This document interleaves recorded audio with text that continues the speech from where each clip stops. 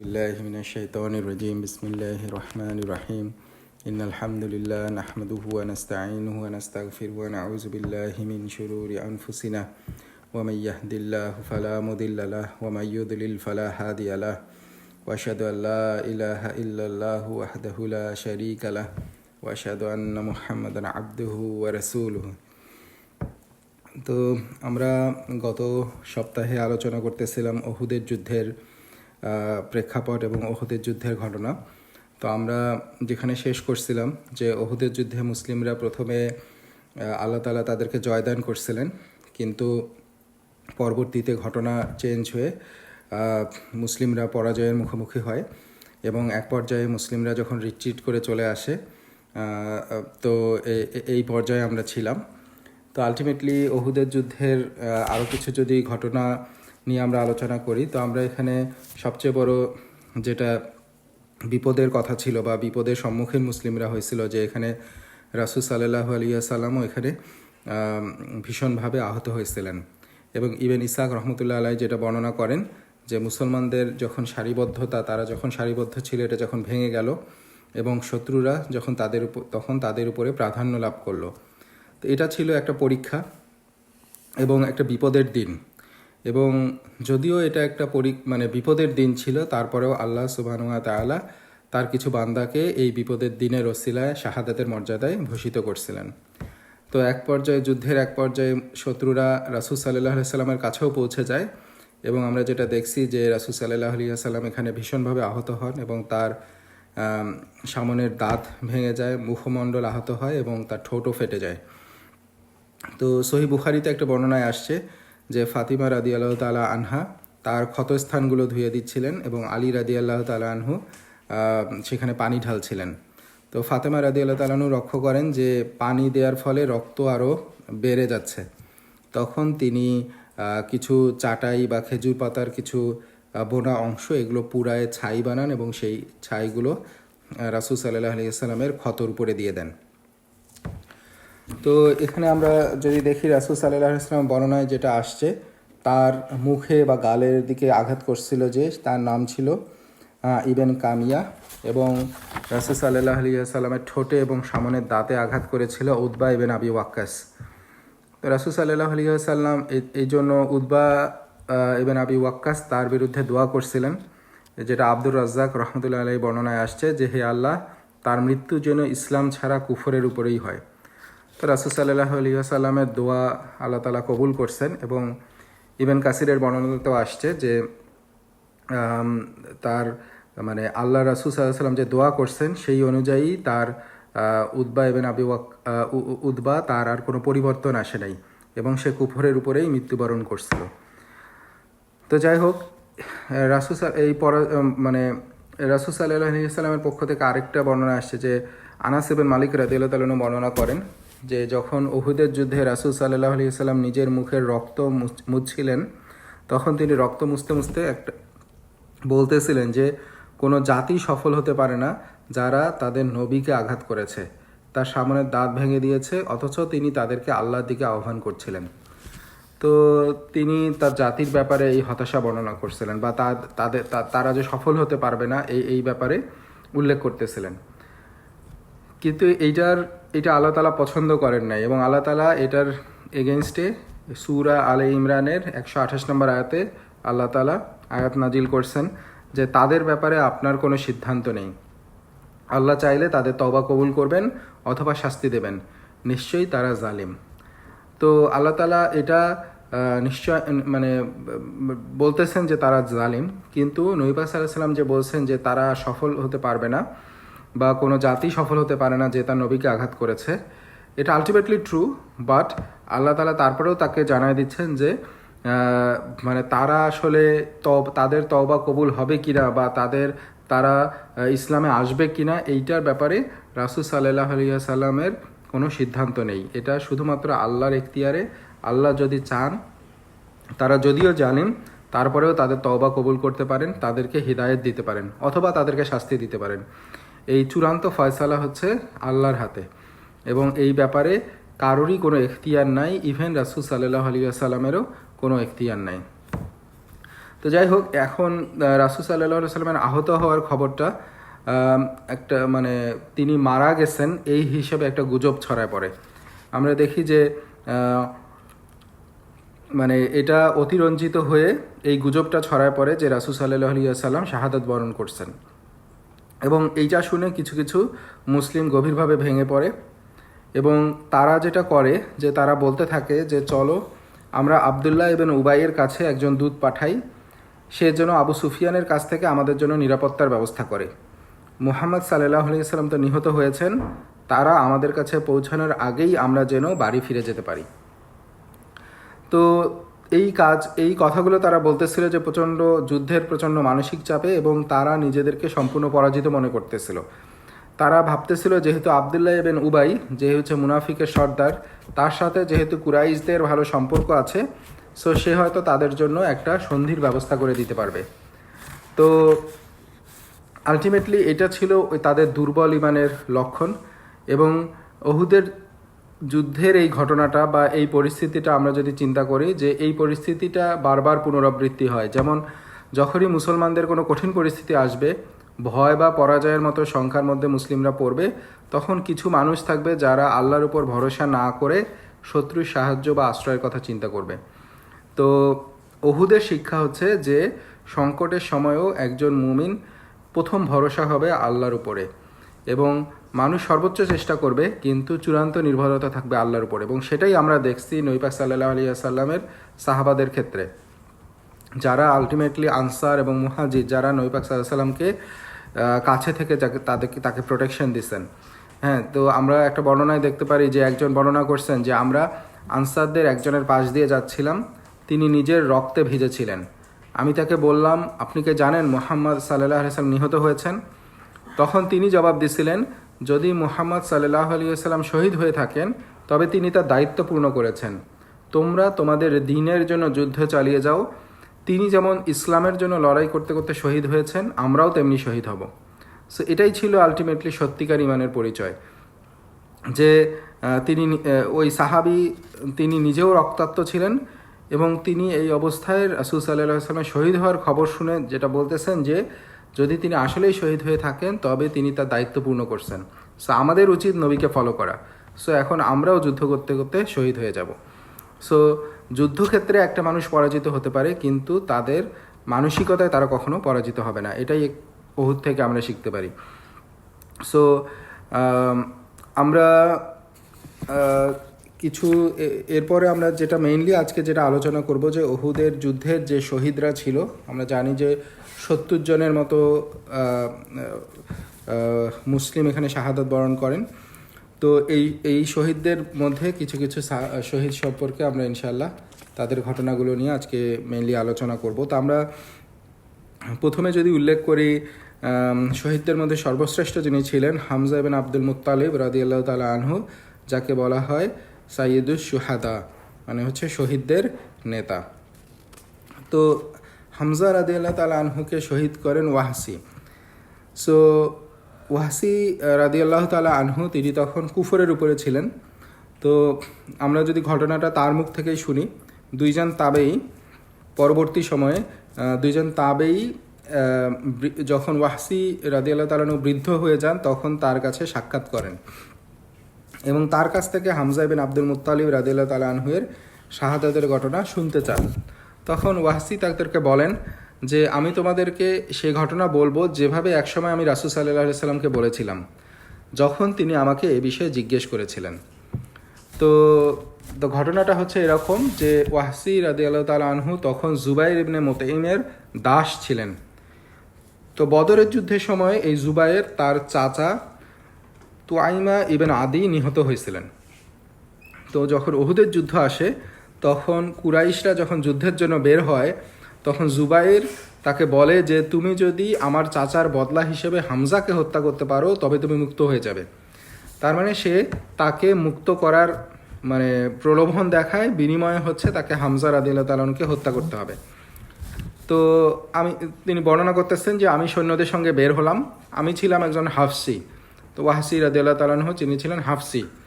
So আমাদের দেশের লোকেরা যেমন নিখুঁতভাবে বর্ষা নিক্ষেপ করতে পারে আমিও তেমনি পারতাম। আমি খুব কমই লক্ষ্যভ্রষ্ট হতাম। তো যখন যুদ্ধ শুরু হলো আমি হামজাকে খুঁজতে লাগলাম এবং তার জন্য অপেক্ষা করতে লাগলাম। তো আমি তাকে যুদ্ধক্ষেত্রে দেখতে পেলাম। তিনি যেন এক বিশাল উটের মতো শত্রুদের উপর ঝাঁপিয়ে পড়ছিলেন, তার তরবারির সামনে কেউ দাঁড়াতে পারছিল না। আমি গাছপালা ও পাথরের আড়াল ব্যবহার করে ধীরে ধীরে তার কাছে এগিয়ে গেলাম। তো যখন সে তার কাছে আগায় গেল তখন সে আরেকজনের সাথে যুদ্ধের একটা কথা বর্ণনা করে যে আমার আগে শিবা তার সামনে পৌঁছে গেল। তো হামজা রাদিয়াল্লাহু তাআলা তাকে দেখে বললেন, হে শিবা, হে উম্মে আমরের ছেলে, তুমি কি আল্লাহ ও তার রাসূলের বিরুদ্ধে যুদ্ধ করতে এসেছো? তো এরপর হামজা রাদিয়াল্লাহু তাআলা এত দ্রুত তাকে একটা আঘাত করেন যে চোখের পলকে তাকে হত্যা করেন। তো যাই হোক, এখন ওয়াহশী রাদিয়াল্লাহু তাআলা বর্ণনা করতেছেন যে তখন আমি সুযোগ বুঝে অত্যন্ত সতর্কভাবে আমার বর্শা তাক করলাম। যখন নিশ্চিত হলাম তখন সেটা নিক্ষেপ করলাম। বর্শাটি হামজা রাদিয়াল্লাহু তাআলা নাভির নিচে বিদ্ধ হলো এবং তার দুই পায়ের মাঝ দিয়ে বেরিয়ে গেল। তিনি আমার দিকে এগিয়ে আসার চেষ্টা করছিলেন, কিন্তু আঘাতে আর সক্ষম হলেন না। আমি তাকে সেখানেই রেখে দিলাম যতক্ষণ না তিনি শাহাদাত বরণ করেন। এরপর আমি তার কাছে গিয়ে বর্শাটি বের করে নিয়ে এলাম এবং শিবিরে ফিরে এলাম। আমার আর কারো সঙ্গে কোনো কাজ ছিল না। আমি তাকে শুধু আমার স্বাধীনতা লাভের উদ্দেশ্যেই হত্যা করেছিলাম। তো এই ছিল যে ওয়াহশী রাদিয়াল্লাহু তাআলা আনহু তার নিজের মুখে হামজা রাদিয়াল্লাহু তাআলা আনহুকে শহীদ করার ঘটনাটা বর্ণনা করেন। তো যুদ্ধের পরে হামজা রাদিয়াল্লাহু তাআলা আনহু রাসূল সাল্লাল্লাহু আলাইহি ওয়াসাল্লাম যখন তার শাহাদাতের সংবাদ পান তখন এটা তার জন্য খুবই কষ্টদায়ক একটা ঘটনা ছিল। কারণ আমরা জানি যে কীভাবে হামজা রাদিয়াল্লাহু তাআলা আনহু রাসূল সাল্লাল্লাহু আলাইহি ওয়াসাল্লামকে শক্তিশালী করছেন, ইসলামের জন্য তার কত বড় খেদমত ছিল। তো তিনি জিজ্ঞাসা করেন যে আমার চাচা কোথায় শহীদ হয়েছেন, কেউ কি আমাকে তার কাছে নিয়ে যেতে পারবে? তো একজন সাহাবী তাকে সেখানে নিয়ে গেল। তো হামজা রাদিয়াল্লাহু তাআলা আনহুকে দেখে রাসূল সাল্লাল্লাহু আলাইহি ওয়াসাল্লাম গভীরভাবে কেঁদে ওঠেন এবং তার কণ্ঠ রুদ্ধ হয়ে যায়। তো সবচেয়ে কষ্টদায়ক যে ব্যাপারটা ছিল যে হামজা রাদিয়াল্লাহু তাআলা আনহুর দেহকে বিকৃত করে ফেলা হয়েছিল, তার পেট চিরে ফেলা হয়েছিল এবং নাড়ভুঁড়ি বের হয়ে আসছিল, এবং এই অবস্থাতেই রাসূল সাল্লাল্লাহু আলাইহি ওয়াসাল্লাম তাকে দেখেন। যেই সাহাবী রাসূলুল্লাহ সাল্লাল্লাহু আলাইহি ওয়াসাল্লামকে সেখানে নিয়ে গেছিলেন তিনি বলেন যে আল্লাহর কসম, তাকে বিকৃত করা হয়েছে। তিনি আগে যেভাবে দেখছিলেন যখন তিনি শহীদ হয়েছিলেন সেই অবস্থায় তিনি আর নাই, তার দেহকে সেখান থেকে বিকৃত করে ফেলা হয়েছে। এবং যেটা বর্ণনায় আসছে যে আবু সুফিয়ান তার স্ত্রী হিন্দ বিনতে উতবা হামজা রাদিয়াল্লাহু তাআলা আনহুর কলিজা চিবিয়ে খাইতে চাইছিলেন এবং এই জন্যই তাকে বিকৃত করে ফেলা হয়েছিল। তো এটা আলটিমেটলি রাসূল সাল্লাল্লাহু আলাইহি সাল্লামের জন্য খুবই কষ্টদায়ক ছিল। তো পরবর্তীতে আমরা দেখছি যে ওয়াহশী রাদিয়াল্লাহু তাআলা আনহু তিনি ইসলাম গ্রহণ করেন। সেই ইসলাম গ্রহণের ব্যাপারেও যেটা তিনি বর্ণনা করছেন যে আমি মক্কায় ফিরে গিয়েছিলাম, পরে যখন রাসূল সাল্লাল্লাহু আলাইহি সাল্লাম মক্কা বিজয় করলেন তখন আমি তায়েফে পালিয়ে গেলাম, যেহেতু তিনি তার হামজা রাদিয়াল্লাহু তাআলা আনহুকে হত্যা করছেন। তো তিনি সেই ভয়ে সেখান থেকে তায়েফে পালিয়ে যান। তো পরবর্তীকালে তায়েফের প্রতিনিধি দল ইসলাম গ্রহণের জন্য রাসূল সাল্লাল্লাহু আলাইহি সাল্লামের কাছে যাওয়ার প্রস্তুতি নিলে আমি বুঝতে পারছিলাম না কি করব। ভাবছিলাম সিরিয়া, ইয়েমেন বা অন্য কোথাও পালিয়ে যাব। তখন একজন আমাকে বলে যে তুমি ইসলাম গ্রহণ করো, আল্লাহর কসম, যে ব্যক্তি তার দ্বীনে প্রবেশ করে এবং সত্যের সাক্ষ্য দেয় তাকে তিনি হত্যা করেন না। তো রাসূল সাল্লাল্লাহু আলাইহি সাল্লামের এই ক্ষমাশীলতা এবং দয়ার কথা জেনে ওয়াহশী রাদিয়াল্লাহু তাআলা আনহু সাহস পেলেন এবং তিনি যেটা বর্ণনা করছেন যে আমি মদিনায় এসে হঠাৎ রাসূল সাল্লাল্লাহু আলাইহি সাল্লামের সামনে দাঁড়িয়ে শাহাদাত পাঠ করলাম। তিনি আমাকে দেখে জিজ্ঞেস করলেন, তুমি কি ওয়াহশী? আমি বললাম, জি হে আল্লাহর রাসূল। তিনি বললেন, বসো, আমাকে বলো কিভাবে তুমি হামজাকে হত্যা করেছিলে। আমি তাকে পুরো ঘটনাটি বললাম। তো যেটা তিনি পরবর্তীতে ওই দুই তাবেঈর কাছে বর্ণনা করছেন। তো রাসূল সাল্লাল্লাহু আলাইহি সাল্লাম পুরো ঘটনা শুনে তখন ওয়াহশীকে বলেন, ওয়াহশী, তুমি কি আমার দৃষ্টির আড়ালে থাকতে পারবে? আমি তোমার মুখ দেখতে চাই না। তো রাসূল সাল্লাল্লাহু আলাইহি সাল্লাম তাকে ক্ষমা করছিলেন, কিন্তু ওয়াহশী রাদিয়াল্লাহু তাআলা আনহুকে দেখলেই তার চাচার স্মৃতি ফিরে আসতো। তো এই জন্যই আলটিমেটলি তিনি ওয়াহশীকে বলেন যে তার দৃষ্টির আড়ালে থাকতে। তখন ওয়াহশী বলেন যে এরপর আমি সবসময় চেষ্টা করতাম যেন রাসূলুল্লাহ সাল্লাল্লাহু আলাইহি সাল্লাম আমাকে না দেখেন। তো এভাবে চলতে থাকে যতদিন না আল্লাহ তার রাসূলকে নিজের কাছে তুলে নেন। তো আমরা যদি আরেকটু আগাই, ওয়াহসি রাদিয়াল্লাহু তাআলা আনহুর তার ইসলামের জন্য মানে তিনি কি করছেন এরপরে আমরা যদি দেখি, তাহলে দেখি যে তিনি মুসাইলিমা কাজ্জাবকে হত্যা করছিলেন। তো মুসাইলিমা কাজ্জাব ছিল হচ্ছে যে নিজেকে নবী বলে ডিক্লেয়ার করছিল, এবং তাদের বিরুদ্ধে মুসলিমরা আবু বকর রাদিয়াল্লাহু তাআলা আনহুর খিলাফতের সময়ে যুদ্ধ করছিল। তো এই মুসলিম বাহিনীতে ওয়াহসি রাদিয়াল্লাহু তাআলা আনহু ছিলেন, এবং তিনি বলেন যে আমি সেই একই বর্ষা সঙ্গে নিয়েছিলাম যেটি দিয়ে হামজাকে হত্যা করেছিলাম। যুদ্ধ শুরু হলে আমি মুসাইলামাকে দেখলাম, আমি মনোযোগ দিয়ে বর্ষা তাক করে নিক্ষেপ করলাম, বর্ষাটি তাকে বিদ্ধ করলো। তো একই সময় অপর দিক থেকে আরেক মুসলিম যোদ্ধা মানে তরবারি দিয়ে মুসাইলামাকে আঘাত করছিল এবং মুসাইলামা নিহত হলো। তো সেই আরেকজন মুসলিম, যেটা বর্ণনায় আসছে, তিনি ছিলেন আবু দুজানা রাদিয়াল্লাহু তাআলা আনহু, যিনিও ওহুদের যুদ্ধের একজন অন্যতম বীর ছিল, যার সম্পর্কে আমরা ওহুদের যুদ্ধে তার বীরত্ব নিয়ে আলোচনা করছিলাম। তো ওয়াহসি রাদিয়াল্লাহু তাআলা আনহু বলেন যে যদি সত্যি আমি তাকে হত্যা করে থাকি, তবে আমি আমার জীবনে সর্বোত্তম মানুষকেও হত্যা করেছি, যিনি ছিলেন হামজা রাদিয়াল্লাহু তাআলা আনহু, এবং সর্বনিকৃষ্ট মানুষকেও হত্যা করেছি, যে ছিল মুসাইলামা কাজ্জাব। তো এখানেও আমাদের জন্য একটা শিক্ষা আছে যে আমরা গুনাহের পর নেক আমল করে সেই গুনাহের কাফফারা দেওয়ার চেষ্টা করব। যেটা বর্ণনায় আসছে যে রাসূল সাল্লাল্লাহু আলাইহি ওয়াসাল্লাম ওয়াহসিকে বলছিলেন, তুমি যেমন একসময় আল্লাহ দ্বীনের বিরুদ্ধে যুদ্ধ করেছিলে, এখন আল্লাহর পথে যুদ্ধ করো। তো এখান থেকে আমাদের শিক্ষা হচ্ছে যে গুনাহের পর নেক আমলের মাধ্যমে তা মুছে ফেলার চেষ্টা করা। সো নেক আমল পাপ মোচনের হচ্ছে একটা গুরুত্বপূর্ণ বা অন্যতম মাধ্যম, এবং এটাই হচ্ছে তবার শিক্ষা, যে আমরা তবা করব, শুধু যে অনুতপ্ত হব তা না, বরং আমরা নেক আমলের মাধ্যমে আল্লাহর নৈকট্য অর্জনেরও চেষ্টা করব। তো এটা ছিল হামজা রাদিয়াল্লাহু তাআলা আনহু এর শাহাদাতের ঘটনা। তো আমরা এরপর আলোচনা করি মুসাব ইবনে উমাইর রাদিয়াল্লাহু তাআলা আনহু এর শাহাদাতের ব্যাপারে। তো মুসাব ইবনে উমাইর রাদিয়াল্লাহু তাআলা আনহু, ওনার সম্পর্কে আমরা আলোচনা করছিলাম যখন মদিনার মধ্যে প্রেক্ষাপট প্রস্তুত করা হচ্ছিল, তখন রাসূলুল্লাহ সাল্লাল্লাহু আলাইহি ওয়াসাল্লাম মুসাব ইবনে উমাইর রাদিয়াল্লাহু তাআলা আনহুকে সেখানে দূত হিসেবে পাঠাইছিলেন, এবং তার জীবনী সম্পর্কেও আমরা আলোচনা করছিলাম যে তিনি কীরকম সম্ভ্রান্ত এবং ধনী বংশের ছিলেন, সেখান থেকে তিনি ইসলাম গ্রহণ করছেন, এবং এরপরে ইসলামের জন্য তিনি তার অবদান রেখে গেছেন। তো এই ওহুদের যুদ্ধে মুসাব ইবনে উমাইর রাদিয়াল্লাহু তাআলা আনহু শাহাদাত বরণ করেন, এবং তার যেটা স্কলাররা বর্ণনা করেন, বা আল্লাহ প্রত্যেক মানুষকে তার প্রাপ্য প্রতিদান অবশ্যই দেবেন। কিছু কিছু মানুষ এই দুনিয়াতে তার পরিশ্রমের ফল ভোগ করবে, এবং তারা হয়তো আখিরাতেও তাদের অংশ থাকবে। আর কিছু মানুষ আছে যারা দুনিয়াতে আসলে তাদের কোনো অংশ পায় না, আল্লাহ তাআলা পুরো অংশটাই তাদের আখিরাতের জন্য রেখে দেন। তো মুসাব ইবনে উমাইর রাদিয়াল্লাহু তাআলা ছিলেন এমনই একজন সাহাবী। তিনি ওহুদের যুদ্ধে শহীদ হন, এবং তিনি যখন মৃত্যুবরণ করেন তখন একটা চাদর ছাড়া তার আর কিছুই ছিল না।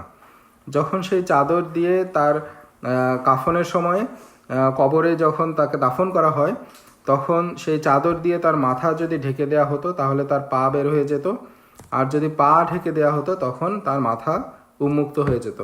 তখন শেষ পর্যন্ত রাসূল সাল্লাল্লাহু আলাইহি ওয়াসাল্লাম নির্দেশ দিয়েছিলেন যে চাদর দিয়ে তার মাথা ঢেকে দাও, এবং তার পায়ের উপর ইসখির বা এক ধরনের ঘাস বা গাছ, এইটা দিয়ে তার পাকে মানে আবৃত করে দাও।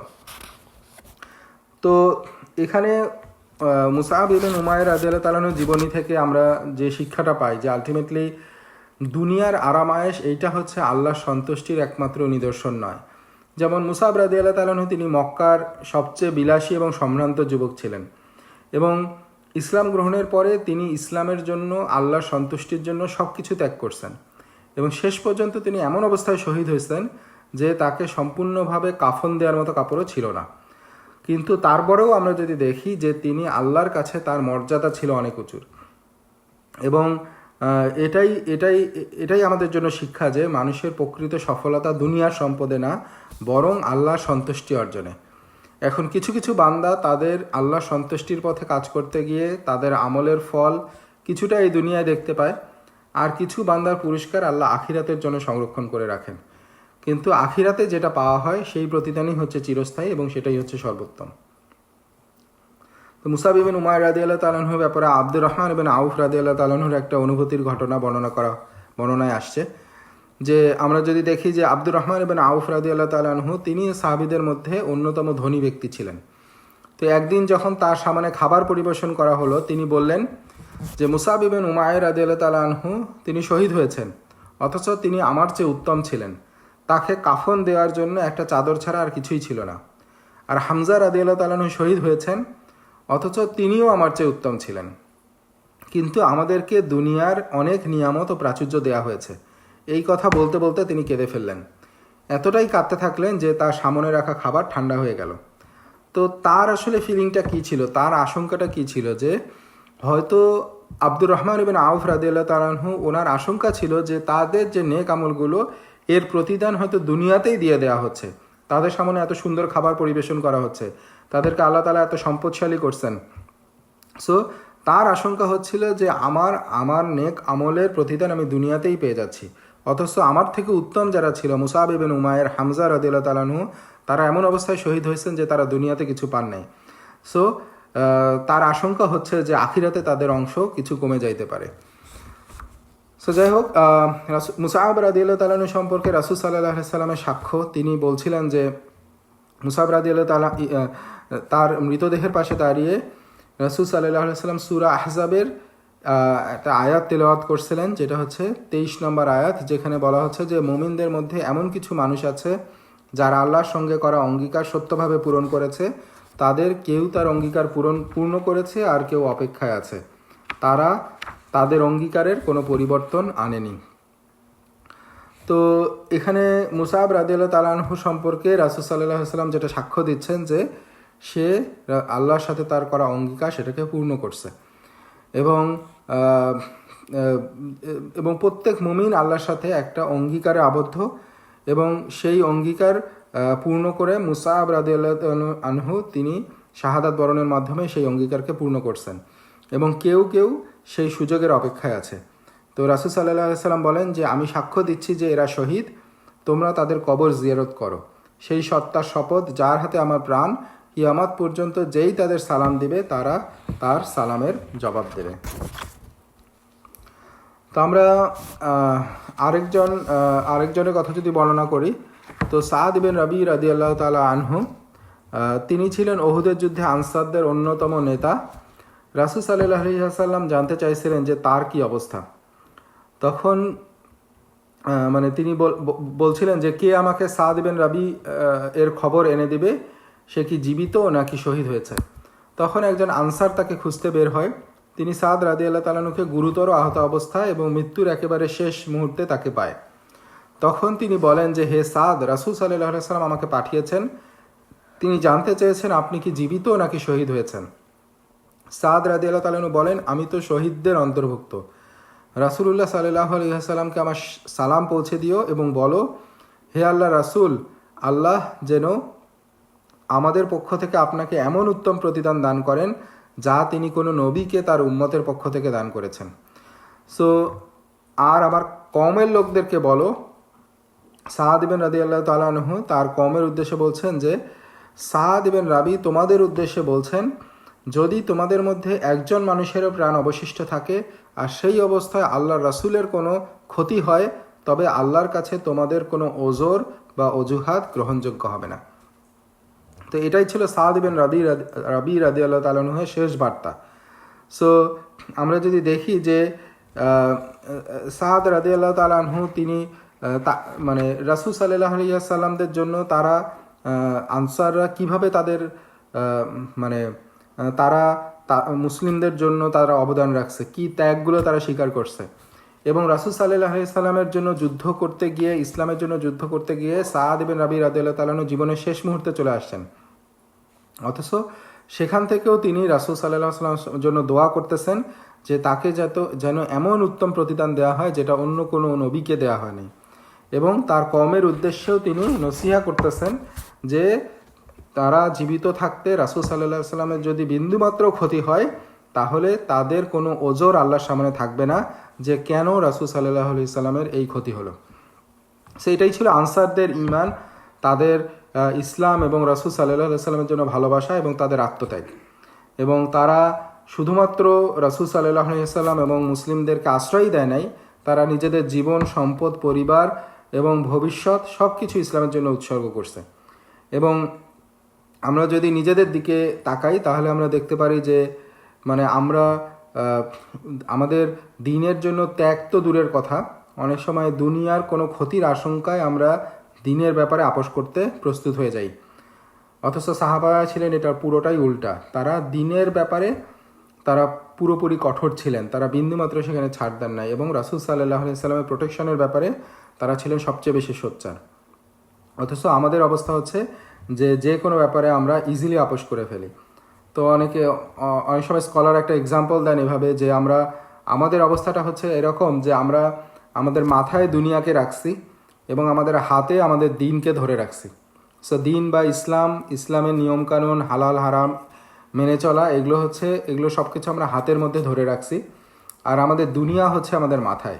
তা আমাদের চলার পথে যখনই আমাদের মাথা থেকে দুনিয়াটা পড়ে যাওয়ার উপক্রম হয়, টলমল করে, তখন আমাদের হাতে যে দ্বীন ধরা আছে সেই দ্বীনটা আমরা হাত থেকে ছেড়ে দিয়ে আমাদের দুনিয়াকে শক্ত করে ধরে রাখি, যাতে সেটা মাথা থেকে পড়ে না যায়। সো ব্যাপারটা হচ্ছে এরকম যে আমাদের দুনিয়ার ব্যাপারে যখনই কোনো সমস্যা আসতে থাকে তখন দ্বীনকে প্রাধান্য না দিয়ে, দ্বীনকে ছেড়ে দিয়ে আমরা দুনিয়াকে ধরে ফেলি। সো এই জন্যই দেখা যায় যে আমরা অনেক হারাম জিনিসের মধ্যে ইজিলি ইনভলভড হয়ে যাই, সেখান থেকে আমাদের কিন্তু আমরা দ্বীনের ব্যাপারে কোনো ছাড় দেই না। যখন ইসলাম এবং দ্বীন দ্বীন এবং দুনিয়া মুখোমুখি দাঁড়ায় যায়, তখন আমরা দুনিয়াটাকেই প্রাধান্য দেই। তো আনসার মুহাজি তারা ছিলেন আমাদের জন্য এক্সাম্পল, যাদের পরিবার ক্ষতিগ্রস্ত হয়েছে, যাদের ব্যবসা ক্ষতিগ্রস্ত হয়েছে, জীবনের স্বাভাবিকতা নষ্ট হয়েছে, তবুও তাদের ভালোবাসা ও আনুগত্য রাসূল সাল্লাল্লাহু আলাইহি সাল্লামের প্রতি এক বিন্দুও কমেনি। আব্দুল্লাহ ইবনে জাহাশ রাদিয়াল্লাহু তাআলা আনহু, তার শহীদ হওয়ার কথা। আব্দুল্লাহ ইবনে জাহাশ রাদিয়াল্লাহু তাআলা আনহু এবং সাদ ইবনে আবি ওয়াক্কাস রাদিয়াল্লাহু তাআলা আনহু, তারা দুইজন মিলে এক জায়গায় উহুদের যুদ্ধের আগে একত্রিত হয়েছিলেন এবং তারা বলছিলেন যে একজন দোয়া করবেন এবং অপরজন আমিন বলবেন। তো প্রথমে সাদ ইবনে আবি ওয়াক্কাস রাদিয়াল্লাহু তাআলা আনহু দোয়া করেন এবং তিনি বলেন যে, হে আল্লাহ, আমাকে এমন এক শক্তিশালী যোদ্ধার মুখোমুখি করুন যে আমার সঙ্গে যুদ্ধ করবে এবং আমিও তার সঙ্গে যুদ্ধ করব। তারপর আপনি আমাকে তার উপর বিজয় দান করুন, যাতে আমি তাকে হত্যা করতে পারি এবং তার বর্ম লাভ করতে পারি। তো আব্দুল্লাহ ইবনে জাহাশ রাদিয়াল্লাহু তাআলা আনহু বললেন আমিন। তো এরপর সাদ রাদিয়াল্লাহু তাআলা আনহু বলেন, এবার তুমি দোয়া করো। আব্দুল্লাহ ইবনে জাহাশ রাদিয়াল্লাহু তাআলা আনহু বলেন, হে আল্লাহ, আমাকে এমন এক শক্তিশালী যোদ্ধার মুখোমুখি করুন যে আমার সঙ্গে যুদ্ধ করবে, আমি তার সঙ্গে যুদ্ধ করব, তারপর সে আমাকে শহীদ করবে, সে আমার নাক ও কান কেটে ফেলবে। তারপর আমি যখন আপনার সামনে উপস্থিত হব, আপনি জিজ্ঞেস করবেন, হে আব্দুল্লাহ, তোমার নাক ও কান কেন কাটা হয়েছে? আমি বলবো, হে আমার রব, আপনার এবং আপনার রসুলের জন্য। আর আপনি বলবেন, তুমি সত্য বলেছ। সাদ ইবনে আবি ওয়াক্কাস রাদিয়াল্লাহু তাআলা আনহু তখন বললেন আমিন। তা আব্দুল্লাহ ইবনে জাহাশ রাদিয়াল্লাহু তাআলা আনহু তিনি শহীদ হওয়ার ইচ্ছা পোষণ করে এই যুদ্ধের মধ্যে গেছেন এবং সেই দোয়াটাই করছেন। এবং এই দোয়ারও বাস্তবায়ন আমরা দেখতে পারি যে পরবর্তীতে সাদ রাদিয়াল্লাহু তাআলা আনহু তার সন্তানকে এই ঘটনা বর্ণনা করে বলছিলেন যে, হে আমার ছেলে, আব্দুল্লাহর দোয়া আমার দোয়ার চেয়ে উত্তম ছিল। দিনের শেষে আমি দেখলাম তার নাক ও কান কেটে ফেলা হয়েছে এবং একটা সুতায় ঝুলিয়ে রাখা হয়েছে। আল্লাহ তাআলা তার দোয়া কবুল করেছিলেন। তিনি এক বীর যোদ্ধার সঙ্গে যুদ্ধ করেছিলেন, শহীদ হয়েছিলেন এবং তার দেহ বিকৃত করা হয়েছিল, যেমনটা তিনি আল্লাহর কাছে প্রার্থনা করেছিলেন। তো যাই হোক, এটা হচ্ছে আমরা আরেকজন শহীদের ঘটনা জানলাম। আমরা খাইসামা রাদিয়াল্লাহু তাআলা আনহু, তার ব্যাপারে যদি দেখি যে খাইসামা রাদিয়াল্লাহু তাআলা আনহু তিনি ছিলেন আরেকজন শহীদদের একজন এবং তিনি একজন বৃদ্ধ সাহাবী ছিলেন। তো বৃদ্ধ হওয়ার জন্য নর্মালি যুদ্ধে অংশগ্রহণ তার জন্য বাধ্যতামূলক ছিল না, কিন্তু তারপরেও তিনি শহীদ হওয়ার তার প্রচণ্ড আকাঙ্ক্ষা ছিল। এখন তার ছেলে ছিল বদর যুদ্ধের শহীদ এবং খাইসামা রাদিয়াল্লাহু তাআলা আনহু বলতেন যে, আমি বদরের যুদ্ধে অংশ নিতে খুবই আগ্রহী ছিলাম, কিন্তু আমি ও আমার ছেলে লটারির মাধ্যমে সিদ্ধান্ত নিয়েছিলাম কে যাবে। লটারিতে আমার ছেলে নির্বাচিত হয়েছিল এবং সে শাহাদাত লাভ করেছিল। কারণ পরিবারের দায়িত্ব পালনের জন্য একজনকে পিছনে থাকতে হয়েছিল। তো খাইসামা রাদিয়াল্লাহু তাআলা আনহু বলেন যে গত রাতে আমি স্বপ্নে আমার ছেলেকে দেখেছি, তাকে অত্যন্ত সুন্দর অবস্থায় জান্নাতের ফল ফলাদি উপভোগ করতে দেখলাম। সে আমাকে বলল, আসুন আমাদের সঙ্গী হয়ে জান্নাতে যোগ দিন, আমি আল্লাহর প্রতিশ্রুতি সত্য বলে পেয়েছি। এরপর তিনি রাসূল সাল্লাল্লাহু আলাইহি সাল্লামকে বললেন, হে আল্লাহ রাসূল, আল্লাহর কসম আমি তার সঙ্গে জান্নাতে মিলিত হওয়ার জন্য অত্যন্ত আগ্রহী। আমি বৃদ্ধ হয়ে গেছি, আমার হাড়গুলো দুর্বল হয়ে পড়েছে, আপনি আল্লাহর কাছে আমার জন্য শাহাদাতের দোয়া করুন। তো আমাকে আমার ছেলে সাদের সঙ্গে জান্নাতে মিলিত হওয়ার তৌফিক দিন। তো খাইসামা রাদিয়াল্লাহু তাআলা আনহু আশঙ্কা করতেছিলেন যে এবার যদি যুদ্ধে যেতে না পারেন তাহলে তিনি এত বৃদ্ধ হয়ে গেছেন যে হয়তো স্বাভাবিক মৃত্যুই তার ভাগ্যে লেখা থাকবে এবং তিনি শাহাদাতের মর্যাদা লাভ করতে পারবেন না। তো রাসূল সাল্লাল্লাহু আলাইহি ওয়াসাল্লাম তার জন্য দোয়া করলেন এবং আল্লাহ সেই দোয়া কবুল করলেন এবং খাইসামা রাদিয়াল্লাহু তাআলা আনহু উহুদের যুদ্ধে শহীদ হলেন। তো আমরা আরেকজন সাহাবীর কথা দেখি যে ওয়াহাব আল মুজানি রাদিয়াল্লাহু তাআলা আনহু। তো তিনি মদিনার বাসিন্দা ছিলেন না, তিনি ছিলেন মুজাইনা গোত্রের একজন এবং তিনি এবং তার স্বজনেরা জীবিকা হিসেবে ভেড়া চড়াতেন। তো একদিন তারা ভেড়ার পাল নিয়ে মদিনায় এসে রাসূল সাল্লাল্লাহু আলাইহি সাল্লামের সাথে সাক্ষাৎ করার জন্য আসেন এবং সেখানে এসে তারা জানতে পারেন যে রাসূল সাল্লাল্লাহু আলাইহি সাল্লাম এবং সাহাবাগণ ইতোমধ্যে উহুদের যুদ্ধের উদ্দেশ্যে বের হয়ে গেছে। তো তারা যখন এটা শোনে তখন তারা ভেড়াগুলো রেখে দ্রুত যুদ্ধক্ষেত্রের দিকে রওনা হয়। তো তারা এমন অবস্থায় পৌঁছায় যখন মুসলমানরা প্রথম যে বিজয়ের দিকে ছিল সেই অবস্থায় ছিল। তো তারাও সেই যুদ্ধে অংশ নেয়, কিন্তু পরবর্তীতে যুদ্ধের পরিস্থিতি বদলে যায় এবং কুরাইশরা আমরা জানি যে তারা পাল্টা আক্রমণ শুরু করে। তো এই সময় রাসূল সাল্লাল্লাহু আলাইহি ওয়াসাল্লামের সামনে তিনি দেখতে পান যে একটা শত্রু দল তার দিকে আগায় আসতেছে বা মুসলিমদের দিকে আগায় আসতেছে। তখন তিনি বলেন যে এই দলটির মোকাবেলা করবে কে? তখন ওয়াহাব আল মুজানি রাদিয়াল্লাহু তাআলা আনহু বলেন, আমি করব হে আল্লাহ রাসূল। তিনি এগিয়ে গিয়ে তাদের প্রতিহত করেন এবং তাদেরকে পিছায় দেন।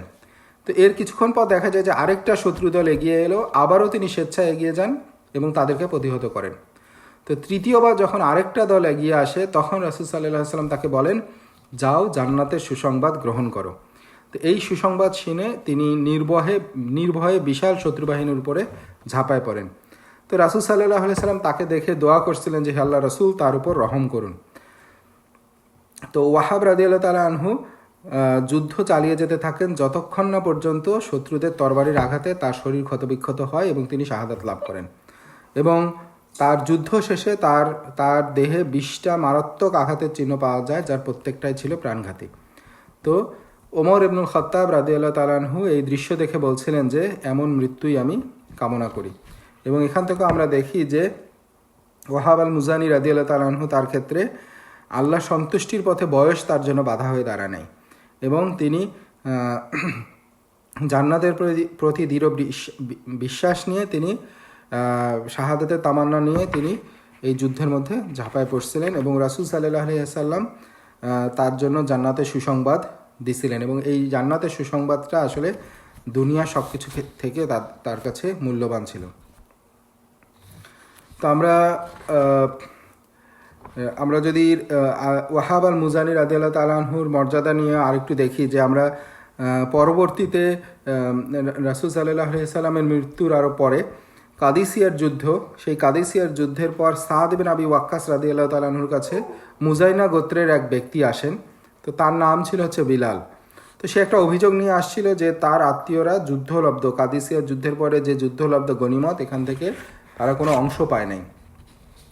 তো তারা যেহেতু সেই গোত্রের ছিল, সাদ রাদিয়াল্লাহু তাআলা আনহু তাকে জিজ্ঞেস করেন, তুমি কি ওয়াহাব আল মুজানি রাদিয়াল্লাহু তাআলা আনহুর আত্মীয়? তখন লোকটা বলেন, হ্যাঁ আমি তার ভাতিজা। উহুদের যুদ্ধে প্রায় 13 বছর পরের এটা ঘটনা। তখন সাদ রাদিয়াল্লাহু তাআলা আনহু বলেন যে উহুদের দিন যখন রাসূল সাল্লাল্লাহু আলাইহি ওয়াসাল্লাম বারবার স্বেচ্ছাসেবক আহ্বান করছিলেন তখন তোমার চাচাই প্রতিবার এগিয়ে যাচ্ছিলেন। তৃতীয়বার আমি নিজেও তার সঙ্গে এগিয়ে গিয়েছিলাম, কারণ আমি রাসূল সাল্লাল্লাহু আলাইহি ওয়াসাল্লামকে বলতে শুনেছিলাম, যাও জান্নাতের সুসংবাদ গ্রহণ করো। আমি চেয়েছিলাম তিনি যে প্রতিদান পাবেন আমিও যেন সেই প্রতিদানে শরীক হতে পারি। তো এরপর সাদ রাদিয়াল্লাহু তাআলা আনহু ওয়াহাব রাদিয়াল্লাহু তাআলা আনহুর সাহসিকতার কথা বর্ণনা করলেন এবং বললেন, আমি আল্লাহর সঙ্গে এমন কোনো অবস্থায় সাক্ষাৎ করতে চাই না যা ওয়াহাব আল মুজানি রাদিয়াল্লাহু তাআলা আনহুর মৃত্যুর অবস্থার চেয়ে উত্তম। তো তিনি আরও বলছিলেন যে যুদ্ধ শেষ হওয়ার পরে আমি দেখেছি রাসূলুল্লাহ সাল্লাল্লাহু আলাইহি সাল্লাম তার কবরের পাশে দাঁড়িয়ে আছেন। কবর খোঁড়া থেকে শুরু করে দাফন শেষ হওয়া পর্যন্ত তিনি সেখানেই দাঁড়িয়েছিলেন। যদিও তিনি নিজেও আহত ছিলেন এবং অত্যন্ত ক্লান্ত ছিলেন, তারপরেও তিনি কষ্ট করে সেখানে দাঁড়িয়েছিলেন এবং দাফন শেষে রাসূল সাল্লাল্লাহু আলাইহি সাল্লাম দোয়া করেন যে হে আল্লাহ, আপনি তার প্রতি সন্তুষ্ট হন, কারণ আমিও তার প্রতি সন্তুষ্ট। আমরা আরেকজন শুহাদার কথা বর্ণনা করে শেষ করি ইনশাআল্লাহ। তিনি হচ্ছেন আমর ইবনুল জামুহ রাদিয়াল্লাহু তাআলা আনহু। তো আমর ইবনুল জামুহ রাদিয়াল্লাহু তাআলা আনহু ছিলেন উহুদের যুদ্ধের আরেকজন শহীদ। তো তিনি জন্মগতভাবে দীর্ঘদিনের জন্য তিনি খোঁড়া ছিলেন আর কি, এবং তার পা মারাত্মকভাবে অক্ষম ছিল। তো তার 4 জন ছেলে ছিল যারা রাসূল সাল্লাল্লাহু আলাইহি ওয়াসাল্লামের সঙ্গে এই যুদ্ধে অংশগ্রহণ করছিলেন, কিন্তু উহুদের যুদ্ধের সময় তার ছেলেরা তাদের পিতাকে তারা যুদ্ধে যেতে বাধা দিচ্ছিল। তারা বলল যে আল্লাহ আপনাকে যুদ্ধ থেকে অব্যাহতি দিয়েছেন। তখন আমর রাদিয়াল্লাহু তাআলা আনহু রাসূল সাল্লাল্লাহু আলাইহি ওয়াসাল্লামের কাছে এসে বললেন যে হে আল্লাহ রাসূল, আমার ছেলেরা আমাকে আপনার সঙ্গে যুদ্ধে যেতে বাধা দিচ্ছে, কিন্তু আল্লাহর কসম আমি চাই এই খোঁড়া পা নিয়েই জান্নাতে প্রবেশ করতে। রাসূলুল্লাহ সাল্লাল্লাহু আলাইহি ওয়াসাল্লাম প্রথমে বললেন যে আপনার উপর যুদ্ধ ফরজ নয়, কারণ তিনি শরীয়ত অনুযায়ী ওজরপ্রাপ্ত ছিলেন। এরপর তিনি তার ছেলেদেরকে বলেন তোমাদের উচিত নয় তাকে বাধা দেয়া, যদি তিনি যেতে চান তবে তাকে যেতে দাও, হয়তো আল্লাহ তাকে শাহাদাতের মর্যাদা দান করবেন। অবশেষে আমর ইবনুল জামুহ রাদিয়াল্লাহু তাআলা আনহু তিনি উহুদের যুদ্ধে অংশগ্রহণ করেন এবং শাহাদাত বরণ করেন। সে এক্ষেত্রেও আমরা দেখি যে তার শারীরিক এই অবস্থা বা এই প্রতিবন্ধকতা তার যুদ্ধের জন্য প্রতিবন্ধক হয়ে দাঁড়ায় নাই, এবং আল্লাহ তাআলা তাকে শহীদের মর্যাদা দান করছেন। তা আমরা আরেকজন শহীদের কথা যদি উল্লেখ করি, উনি হচ্ছেন হানজালা রাদিয়াল্লাহু তাআলা আনহু। তার সম্পর্কে আমরা যেটা জানি যে তিনি উহুদের যুদ্ধে যাবেন সেই দিনই তার বিয়ে হয়েছিল, এবং তিনি সেই রাতে তার ওয়াইফের সাথে সময় কাটানোর পরেই যুদ্ধে ঝাঁপায় পড়েন, এবং তিনি যখন মৃত্যুবরণ করেন তখন তার ওয়াইফ জানায় যে তিনি গোসল না করেই যুদ্ধের জন্য বের হয়ে আসেন। এবং রাসূল সাল্লাল্লাহু আলাইহি ওয়াসাল্লাম তখন স্ট্রেঞ্জ একটা ঘটনা উল্লেখ করেন যে রাসূল সাল্লাল্লাহু আলাইহি ওয়াসাল্লাম সত্যায়ন করেন যে তাকে আসমান থেকে ফেরেশতারা তাকে গোসল করাইছেন। সে এটাও তার জন্য একটা বিশেষ মর্যাদা ছিল যে তিনি ছিলেন ফেরেশতাদের থেকে গোসলকৃত আর কি। তো এই ছিল হানজালা রাদিয়াল্লাহু তাআলা আনহুয়ের ত্যাগ এবং তার মর্যাদা। তো যাই হোক, আমরা যদি দেখি যে একজন শহীদ যেখানে মৃত্যুবরণ করেন সেখানে তাকে দাফন করাটা সুন্নাহ এবং তাকে অন্য স্থানে নিয়ে যাওয়া হয় না। কিন্তু কিছু সাহাবী বা উহুদ যুদ্ধে যারা শহীদ হন, যেহেতু মদিনা খুবই কাছে ছিল, তাদেরকে মদিনায় নিয়ে যাচ্ছিলেন, তখন রাসূল সাল্লাল্লাহু আলাইহি ওয়াসাল্লাম বলেন তাদেরকে ফিরিয়ে নিয়ে যাও এবং উহুদেই দাফন করো, এবং তারা সেখানেই তাদেরকে দাফন করছেন। এবং যখন উহুদের যুদ্ধে কিভাবে দাফন করা হবে, তাদেরকে একই কবরে একাধিক সাহাবাকে বা শহীদদেরকে রাখা হচ্ছিল, এবং রাসূল সাল্লাল্লাহু আলাইহি ওয়াসাল্লাম নিহত 2 জন ব্যক্তির উপরে কাপড় রাখতেন এবং তাদেরকে জিজ্ঞাসা করতেন এদের মধ্যে কার কুরআনের জ্ঞান বেশি ছিল। এখন যাকে দেখিয়ে দেওয়া হতো তাকে আগে কবরে রাখতেন এবং বলতেন আমি কিয়ামতের দিন এদের পক্ষে সাক্ষী দেব। সো এইভাবেই তাদেরকে দাফন করা হয়েছিল।